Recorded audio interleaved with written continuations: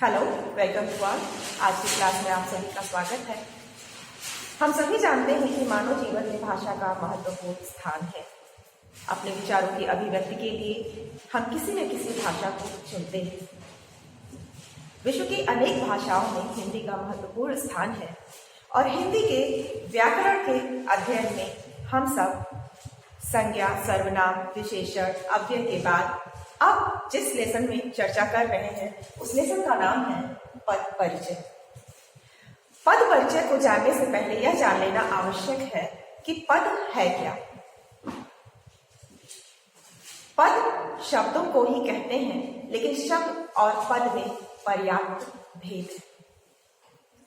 जैसे हम सभी लोग अपना परिचय देते हुए अपना नाम, अपने घर के बारे में, अपने परिवार के बारे में बताते हैं, अपने शहर के बारे में बताते हैं, अपने भाषा ज्ञान और अपने विषय ज्ञान के विषय में बताते हैं।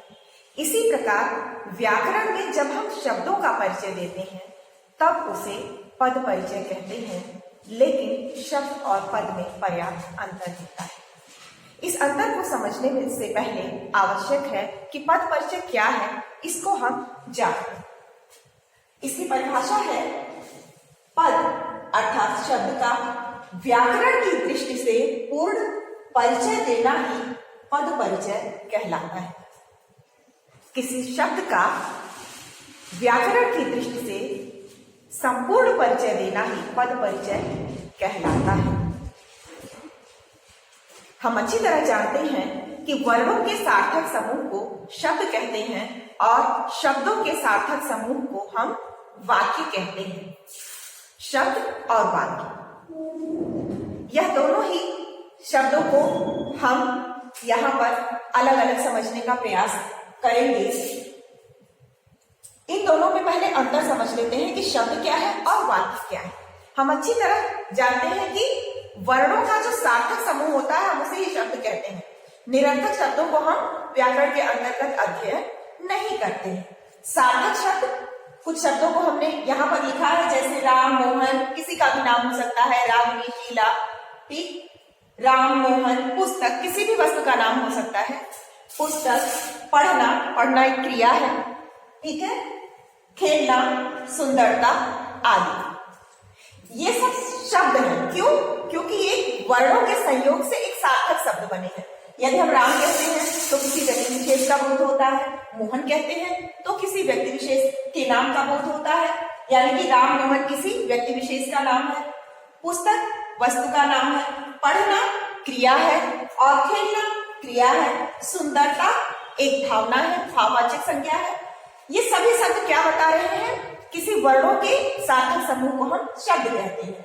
शब्द अपने स्वतंत्र अस्तित्व के साथ ही शब्द कहलाते हैं। ध्यान दीजिएगा, शब्दों का जब हम स्वतंत्र रूप से अलग अलग प्रयोग करते हैं, उनके अपने व्यक्तिगत अस्तित्व के साथ, स्वतंत्र अस्तित्व के साथ, तब हम उन्हें शब्द कहते हैं। जैसे खेलना अलग शब्द है, राम अलग शब्द है, मोहन अलग शब्द है, सुंदरता अलग शब्द है, पुस्तक अलग शब्द है, पढ़ना अलग शब्द है। इसी प्रकार अनेक शब्द, भाषा में शब्दों की भरमार है, कोई गिनती नहीं है। लेकिन इन शब्दों का जब हम वाक्य में प्रयोग करते हैं और इनके सार्थक प्रयोग से कोई वाक्य बनाते हैं, तब यही शब्द उस वाक्य में पद कहलाते हैं। जैसे हमने यहाँ से कुछ शब्द उठा लिया, पढ़ना एक क्रिया है, सुंदरता एक भावना है, राम मोहन एक व्यक्ति विशेष का नाम है। अब यहाँ हम इस प्रकार से देखेंगे। जैसे हमने पहला उदाहरण बनाया, राम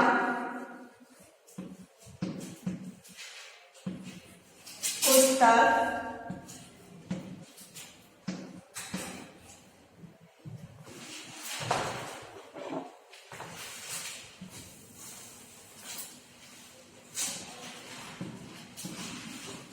राम पुस्तक पढ़ता है। या दूसरा वाक्य बना लें, मोहन, मोहन की जगह हम कोई भी अन्य नाम भी लिख सकते हैं। जैसे लिख लेंगे शीला फुटबॉल,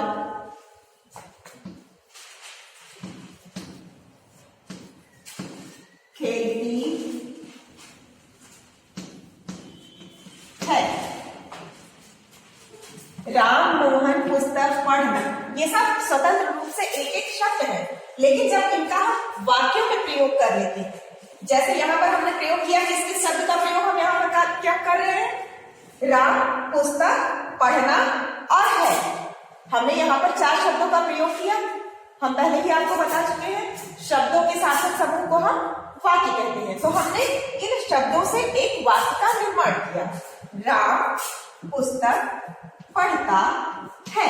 अब हम यहाँ पर देखेंगे इन 4 शब्द यहाँ पर प्रयोग हुए और व्याकरण में प्रयुक्त होकर ये शब्द क्या कहलाए?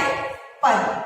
वाक्य में जो इनका व्याकरण संबंध स्थान है, जो इनका व्याकरणिक स्थान है, वो यहाँ पर शब्द न होकर पद हो जाता है। अर्थात शब्दों का जब हम किसी वाक्य में सार्थक प्रयोग करते हैं तो उन शब्दों को हम क्या कहते हैं?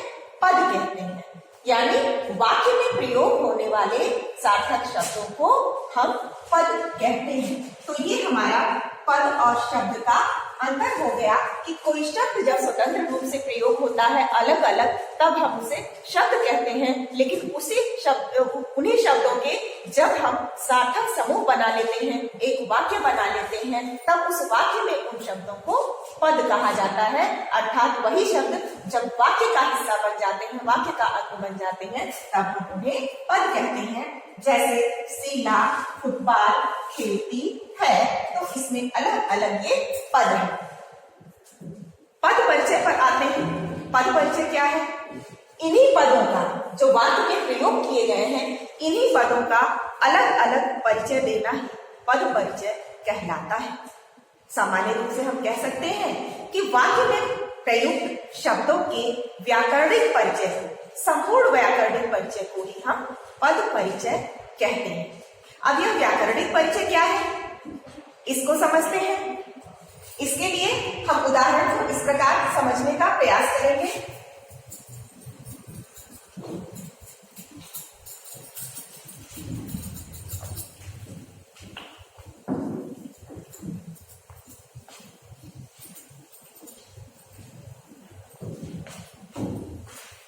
हमने आपको पहले बताया कि हम सभी जब अपना परिचय देते हैं तो अपना नाम, अपने घर के विषय में, माता पिता के विषय में, सबके विषय में बताते हैं। तो इसी प्रकार जब किसी वाक्य में शब्दों का प्रयोग होता है और उनका स्थान पद का हो जाता है, तो उन पदों का अलग अलग परिचय देना ही पद परिचय कहलाता है। कुछ वाक्य हम लेते हैं, जैसे रागिनी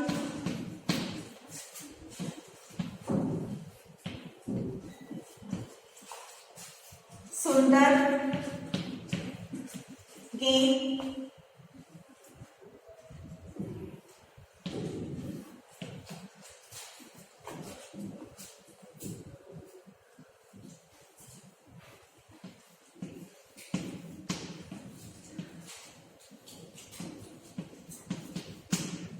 सुंदर गीत गाती है। मोहन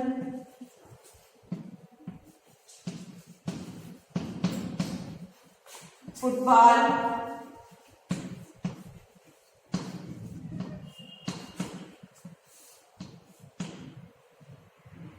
खेलता है।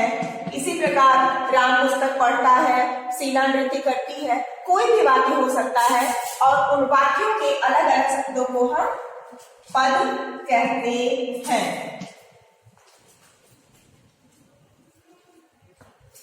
पद परिचय देते समय हम किन बातों का ध्यान रखेंगे कि जो पद है उसका पूरा परिचय देंगे। उसका लिंग क्या है, वचन क्या है, पुरुष क्या है, इन सभी बातों का पूरा परिचय देंगे। पहला शब्द लेते हैं रागिनी। रागिनी अगर हम स्वतंत्र रूप से प्रयोग करते तो एक शब्द होता, पर वाक्य में आकर के ये क्या हो गया है? एक पद हो गया है। इस वाक्य में यह किस स्थान पर है? संज्ञा के स्थान पर प्रयुक्त है। यह क्या है? संज्ञा है। तो हम इसका भेद भी लिखेंगे। रागिनी एक लड़की का, विशेष लड़की का नाम है, इसलिए हम लिखेंगे व्यक्तिवाचक संज्ञा।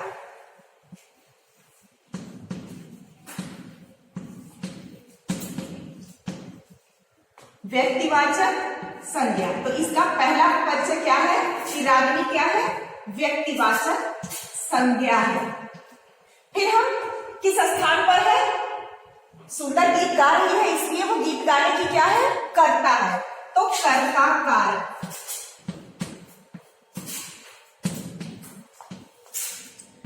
रागिनी हमने कहा लिंग वचन और पुरुष सब कुछ बताएंगे, तो रागिनी क्या है, एक लड़की है इसलिए स्त्रीलिंग है।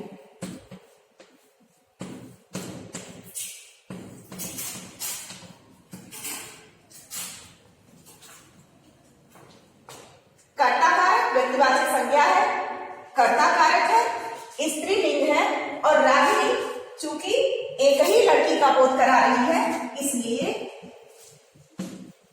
एक वचन है। स्पष्ट है कि किसी भी पद का जब हम व्याकरण सम्मत परिचय देते हैं कि व्याकरण के अनुसार उसका वाक्य में क्या स्थान है, क्या परिचय है, तब इस परिचय देने को ही हम पद परिचय कहते हैं। जैसे रागिनी व्यक्तिवाचक संज्ञा है, उस वाक्य का कर्ता कारक है, स्त्रीलिंग है और एक वचन है, तो यह रागिनी नाम का जो शब्द प्रयोग हुआ है उस शब्द का पद परिचय क्या है, फिर से ध्यान देते हैं, व्यक्तिवाचक संज्ञा है, कर्ता कारक है, वाक्य में कार्य उसके द्वारा हुआ है इसलिए कर्ता कारक है, स्त्रीलिंग है और एक वचन है। अब हम दूसरा शब्द लेते हैं सुंदर।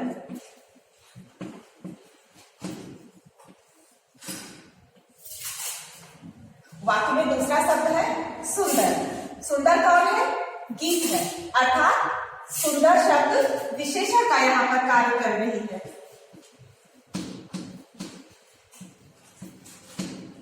सुंदर क्या है, विशेषण है, और जब भी हम विशेषण का प्रयोग करेंगे उसके साथ विशेष ही जुड़ा होगा, अर्थात विशेषण का परिचय देते समय हमें ये बताना होगा कि उसका विशेष कौन है और विशेष के साथ उसका संबंध क्या है और क्रिया के साथ उसका संबंध क्या है। तो इसमें क्या है, सुंदर विशेषण है, अर्थात सुंदर शब्द से हमें गीत की सुंदरता का बोध हो रहा है। सुंदरता एक भाववाचक संज्ञा है, क्यों, तो इसलिए यहाँ पर जो सुंदर शब्द है वो सुंदरता का बोध कराने के कारण यहाँ पर विशेषण के रूप में प्रयुक्त हुआ है। तो सुंदर शब्द क्या है, विशेषण है, और किसका विशेषण है, उस विशेष का उल्लेख करेंगे, गीत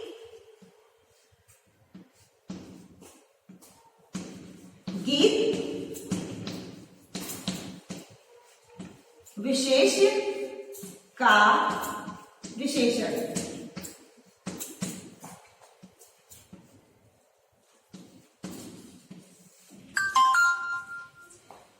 गाती है, गाना क्रिया है, तो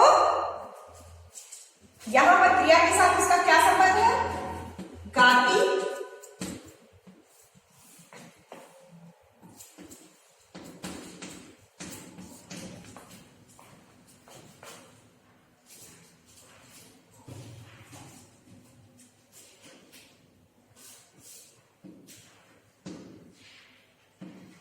गाती क्रिया के लिए ये विशेषण के रूप में प्रयोग की गई है।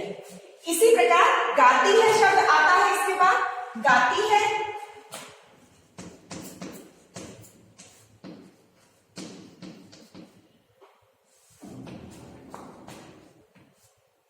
गाती है क्या है, क्रिया शब्द है, कैसी क्रिया है, सकर्मक क्रिया है, क्यों, क्योंकि इसके साथ गीत कर जुड़ा हुआ है। सुंदर गीत गाती है ना, तो यहां पर क्या हो जाएगा, क्रिया सकर्मक क्रिया,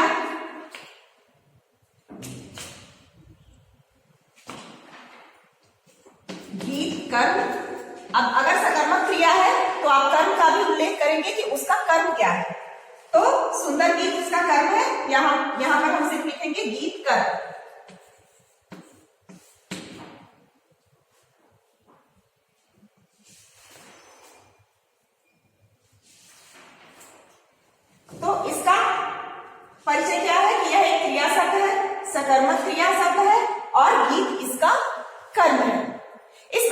हमने देखा कि किसी वाक्य में किसी शब्द का जो परिचय देना होता है वही पद परिचय कहलाता है।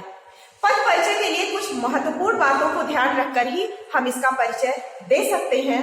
पद परिचय मुख्य रूप से संज्ञा, सर्वनाम, विशेषण, क्रिया और अव्यय शब्दों का दिया जाता है। इन सभी शब्दों का यानी संज्ञा का, सर्वनाम का, विशेषण का और अव्यय का तथा क्रिया शब्दों का पद परिचय अलग अलग प्रकार से किस प्रकार दिया जाता है, इसकी चर्चा हम अगले भाग में करेंगे, क्योंकि इन सभी का परिचय देते समय अलग अलग कुछ विशेष बातों का ध्यान रखना आवश्यक है। आशा है कि पद परिचय क्या है आपको समझ में आ गया होगा। पद परिचय के सभी भेदों और उससे संबंधित सारे उदाहरणों को देखते हुए हम कुछ उदाहरणों के द्वारा आपको बताने का प्रयास करेंगे कि अलग अलग संज्ञा शब्दों का, सर्वनाम शब्दों का, क्रिया शब्दों का, विशेषण शब्दों का और अव्यय शब्दों का परिचय किस तरह से दिया जाता है और किन किन बातों का ध्यान रखा जाता है। इन सभी बातों की चर्चा हम अगली कक्षा में करेंगे।